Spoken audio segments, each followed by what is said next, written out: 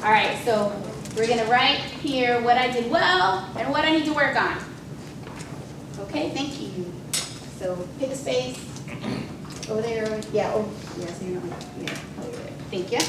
All right, guys, what do you think? What did I do well? Yes? I like the fact that you had a smile on your face the whole time, and there was a lot of eye contact.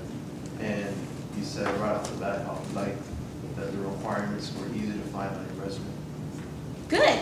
Okay, so a couple of things there. He said that I smiled, eye contact, and information on my resume. Good resume. That my info's on my resume. Okay, Andrew. When he asked you about a previous failure you had, you told him what it was and the reasons and how you got around it. Okay, so I was ready with a failure and how I dealt with it. Thank you. One is similar to his. Oh, hold on. Zanasha. I think the research you did on the company was absolutely excellent, given the fact that you were able to answer some of the questions using their own resource, their information on their website, and also asking questions based on information that you read on their website. I thought that was excellent. Thank you. And she asked me a question that wasn't available on the website, right? She didn't just say, how many employees do you have, or how many countries do you serve, or... Very well researched.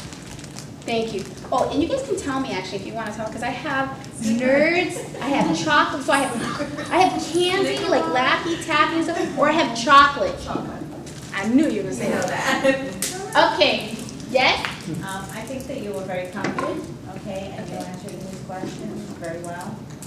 When it came to how you handled the previous situation that was difficult from your boss, you never talked about, your disagreement with the way you wanted to handle it. You were confident in your response to your boss and how you wanted to handle it, to be fair to your employees, and it actually turned out to be well. So, the outcome was a good outcome. Instead of having to fire 50 people, you did weed out the bad people, but you were able to salvage, a good portion of the staff. So it shows that you had the ability to turn things around. So that.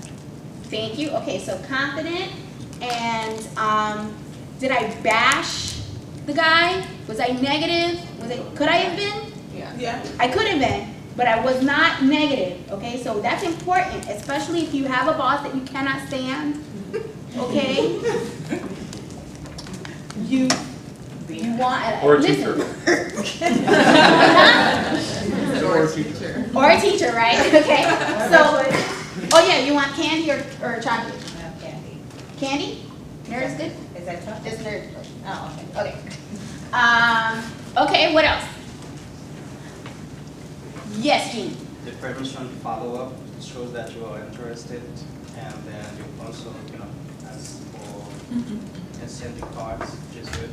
Okay, so I asked for permission to follow up, and I made sure I had his card. Chocolate or candy? This room decided, okay, yes. I say the whole interview, you showed interest the whole time. You pretty much your posture, the way you paid attention to him, the questions you answered the questions that right.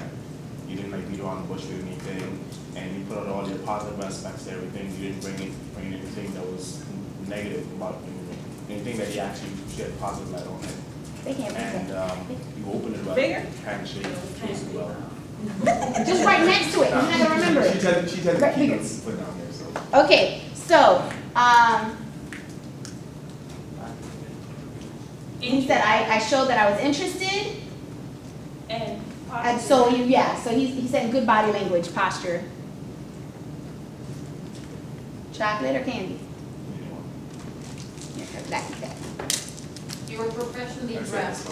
Okay, professional appearance, chocolate or candy? Nope.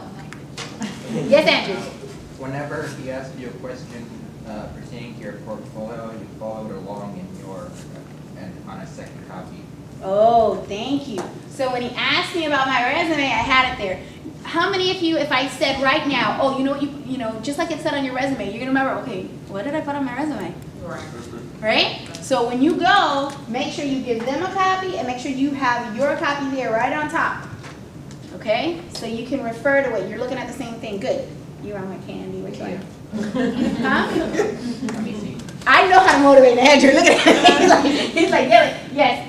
The fact that you came on time I was on time. and you provided a portfolio with, you know, your letter of references and everything.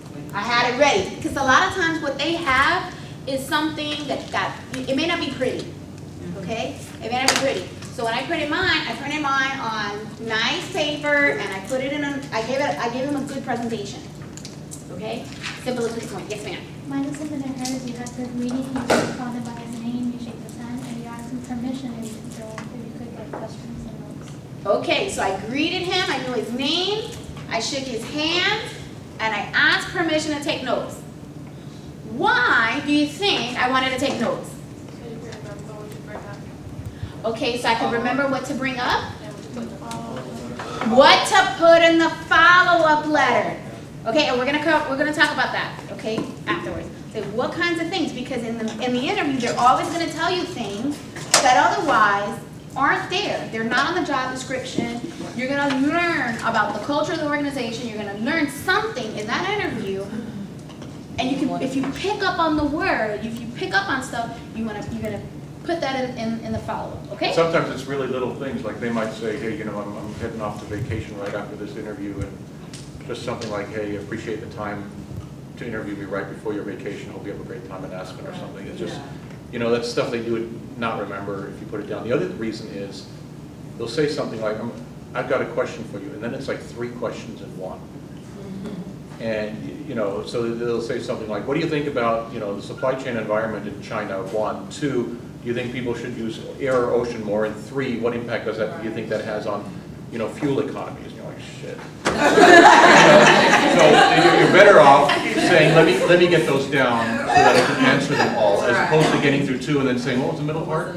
Right? So, and that's okay. You can just take that down and say, let me see if I got the question right. You know, your one question was one in 3 parts. And then that's totally cool, because, you know, people will throw you for a loop a little bit. You know, I'm a pretty casual guy. I interview seriously, but I'm a casual guy. But I also do that a little bit to throw people for the loop. Now, if Ruth has sat down and started doing, I'm allowed to do that. You know, I'm interviewing and I'm in my office and I'm comfortable and I got a picture of my wife over here and a picture of my dog over here, and I start slouching because I'm a sloucher, right? And I'll start like this, but as the interview goes and my comfort factor, she can't drop her comfort factor, right? So she did a really good job with the posture and stuff like that. So people will either purposefully or sort of subconsciously throw you for a loop. Also things like you think you're coming in to interview for one job and within 2 minutes they say, actually I think I might consider you for another one. How do you feel about that? So you got to be sort of ready, and it's not that people are trying to trap you out, but people are people, right? And you know, I could have just come from a meeting where our comp and benefits person left, and I'm now walking into this interview with that in my head, and therefore I look at her resume like, damn, I might have found somebody for my problem. So I'll probably bring it up. It might be totally inappropriate. It might totally throw her for a loop. Or it could be a great opportunity, right? You sort of got to be ready for that. And I think one of the things that I look for, you know, people have tics. Do you mind? Do you want me to wait? Or? No, go ahead. So people have tics. So when I interview, if I do this with my pen, the rest of the panel knows the interview's over. Really? What happened? That's my signal. Like when I'm with 3 other people, let's say there's 3 of us. Right. My HR manager, my head of operations, and myself, we're interviewing Ruth. My team knows that if my pen does this, I want the interview to stop.